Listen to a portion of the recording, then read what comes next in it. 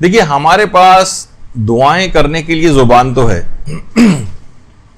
لیکن اتنی ساری جو ہماری پچھلے گناہ ہیں، بدعمالیاں ہیں، اس میں ہمیں بعض اوقات یقین نہیں ہوتا کہ ہماری دعائیں قبول بھی ہوں گی یا قبول نہیں ہوں گی۔ علماء فرماتے ہیں کہ خاص طور پر، ویسے تو پورا خاندان اہل بیت کا واسطہ ہی ایسا ہے کہ جو دعاؤں کو قبول کرواتا ہے، البتہ فرماتے ہیں 4-5 واسطے علی الخصوص ایسے ہیں کہ جو دعاؤں کی قبولیت کے لیے از حد کارآمد ہے، اور ان کے رد ہونے کا پھر دعا کے کوئی امکان ہی نہیں ہوتا۔ ویسے تو سارے ہی، جب بھی یہ وجہ ہے کہ جو آپ عمل قرآن کرتی ہیں، بے کا یا اللہ اور بے کا یا محمد اور بے علیین اور بے فاطمہ بالحسن اور بالحسین، وہ سارے واسطے ہی تو ہیں۔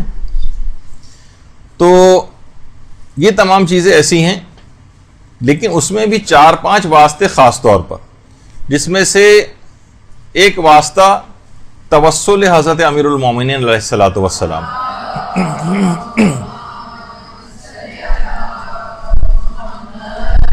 ہر شخص کے دل میں امیر المومنین کے لیے جو محبت مومن کے دل میں پائی جاتی ہے، اس کا دل ان کی محبت سے لبریز ہوتا ہے، اور یہی کیفیت ہمارے علماء کی بھی ہے۔ آقا جعفر آقا مجتہدی، یہ عرفاء میں سے گزرے ہیں، یہ آیت اللہ عبد الکریم کشمیری کے متعلق یہ بات فرماتے تھے۔ اس حد تک حضرت امیر المومنین سے اتنا والہانہ عشق کرتے تھے کہ جب بھی گھر میں آتے تھے حرم امیر المومنین سے، تو ایسا لگتا تھا کہ گنبد حضرت امیر المومنین کے جو روضے کا ہے وہ اپنے ساتھ ہی گھر لے آئے ہیں۔ یہ ان کی کیفیت تھی محبت کی۔ اور انہی عبد الکریم کشمیری کے متعلق جو کتاب لکھی گئی روح و ریحان، اس کے اندر آیت اللہ عبد الکریم کشمیری کا ایک مکاشفہ نقل ہوا ہے۔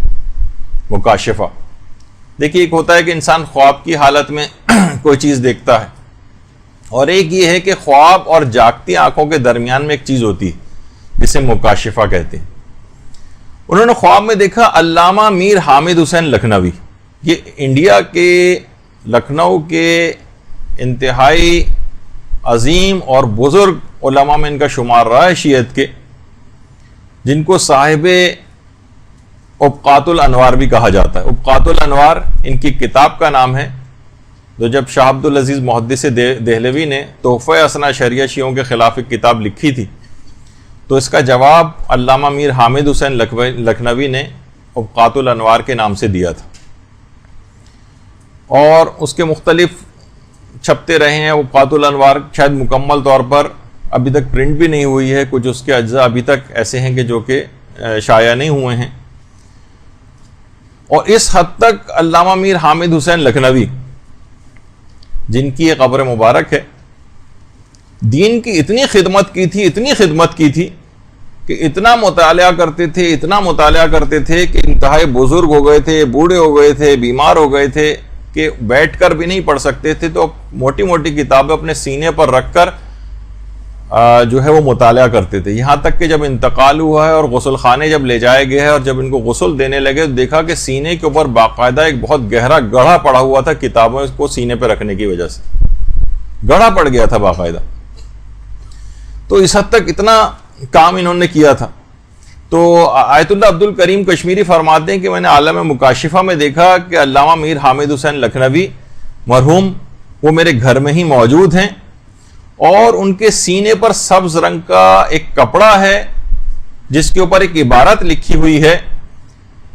اچھا، علامہ میر حامد حسین لکھنوی، ان کو صاحب ابقات الانوار، ان کی جو کتاب ہے کہ امیر المومنین کے لیے اور جو بحث امامت تھی اس کا باقاعدہ، یعنی انہوں نے ایسا معرکۃ الآراء جواب دیا ہے کہ لوگ حیران ہو جاتے ہیں اس کتاب کو پڑھ کر، کہ بعض اوقات آیت اللہ مرشن نجفی کہتے تھے کہ آیت اللہ عبد الحسین الامینی کی کتاب جو القدیر ہے وہ اس سے بھی ان معنوں میں ابقات الانوار اوپر ہے کہ علامہ امینی کے سامنے تو ابقات الانوار جیسی کتاب موجود تھی، لیکن جس وقت علامہ میر حامد حسین لکھنوی نے اس کا جواب لکھا ہے، جب وہ ابقات الانوار لکھ رہے تھے تو ان کے پاس اس طرح کی کوئی کتاب سامنے نہ تھی، اس لحاظ سے آیت اللہ مرشی نجفی اس کتاب کو آیت اللہ امینی کی کتاب الغدیر سے بھی بہت سے اعتبارات سے مقدم سمجھتے تھے.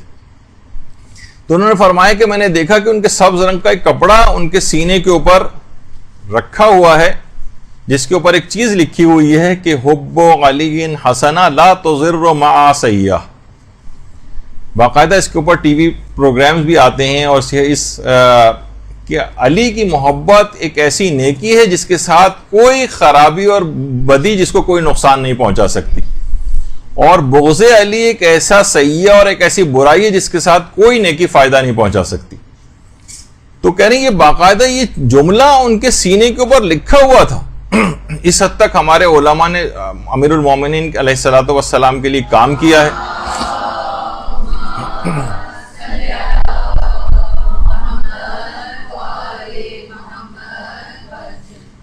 اور اس کے بعد دیکھیے ہمارے ساتھ یہی ہوتا ہے نا کہ ہم لوگ سب کے سب دعوی محبت تو کرتے ہیں اور بغیر کچھ کیے کوئی بھی مولا کی خدمت کیے بغیر جوار معصومین میں اعلیٰ علیین میں جگہ مانگ رہے ہوتے ہیں اپنی دعاؤں میں.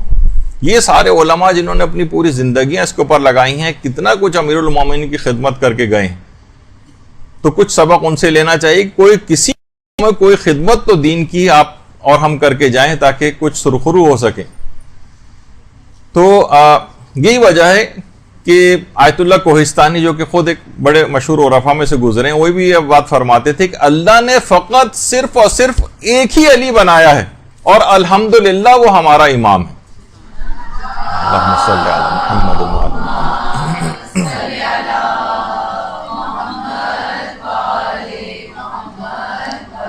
جس کی ولایت کے اوپر اعتقاد رکھنا واجب ہے، جس کی ولایت پر اعتقاد رکھے بغیر کوئی شخص جنت میں نہیں جا سکتا کہ اس کے کوئی اعمال قبول نہیں ہو سکتے، اور اس ولایت کے پروانے کے بغیر جنت میں داخلہ ہی ناممکن ہے. پورے صراط سے گزرنے کا پرمٹ وہ ان کی ولایت ہے.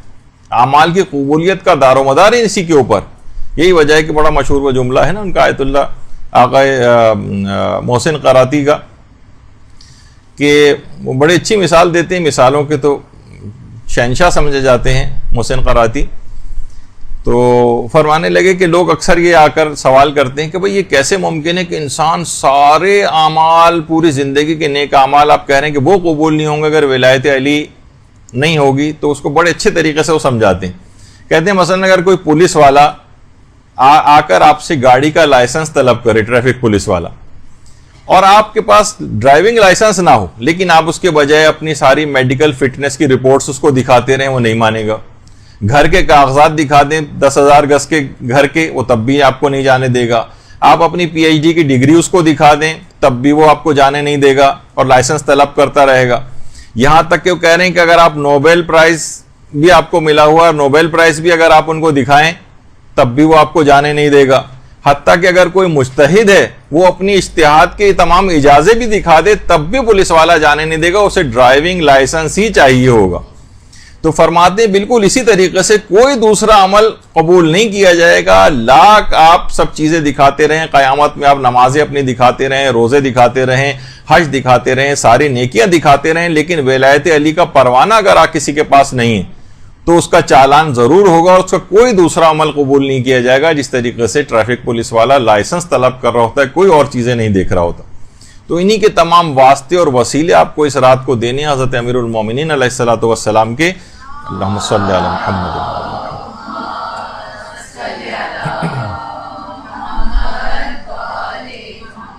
اور ان کے واسطے اور وسیلے سے تو اپنے لیے تو چھوڑیں، غیروں تک کے لیے اگر ان کا واسطہ اور وسیلہ دیا جائے جو ان کو نہیں مانتے ہیں ان کے لیے بھی، تو وہ ان کے لیے بھی دعائیں قبول کر لیتے ہیں.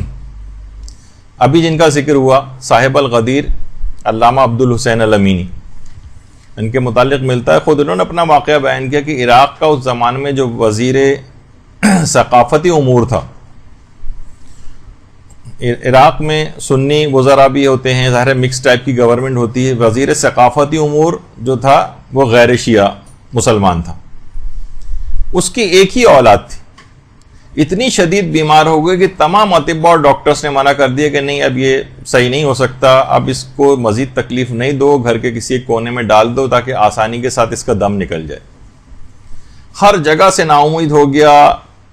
کسی نے اس کو علامہ عبدالحسین الامینی کا بتایا,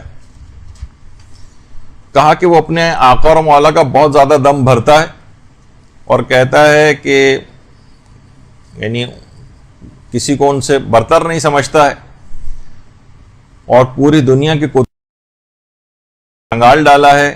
ان کی ولایت کے لیے اور کتاب لکھی الغدیر کے نام سے.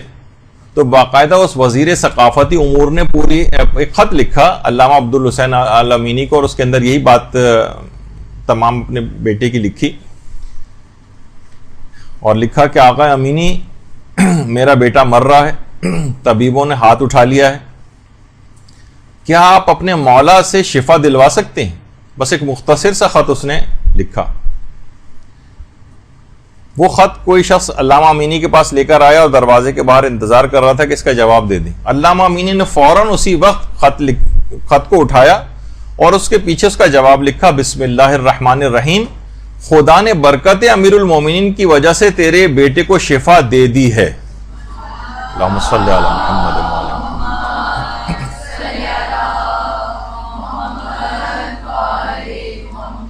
اچھا, یہ نہیں لکھا کہ خدا شفا دے دے گا, خدا نے برکت امیر المومنین سے تیرے بیٹے کو شفا دے دی ہے, اور بس یہ لکھ کر خط کو بھیج دیا. وہ شخص خط لے کر گیا وزیر ثقافتی امور کے گھر, اور ادھر علامہ اسی وقت روضہ حضرت امیر المومنین علیہ الصلوۃ والسلام پہنچ گئے.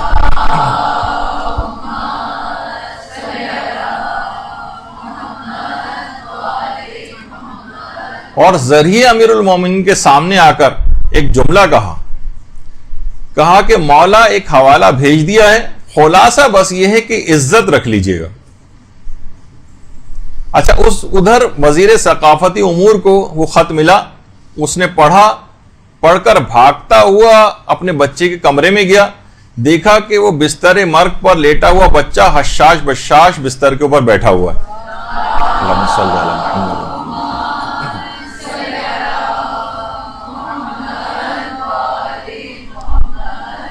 تو حضرت امیر پر پورے یقین اور اطمینان کے ساتھ, پورے یقین اور اعتماد کے ساتھ ان کا وسیلہ دے کر دعا کریں. انشاءاللہ آپ دیکھیں گے کوئی امکان ہی نہیں ہوگا کہ اس شب قدر کے اندر حضرت امیر کا واسطہ اور وسیلہ بنایا جائے اور پھر بھی دعا رد ہو جائے.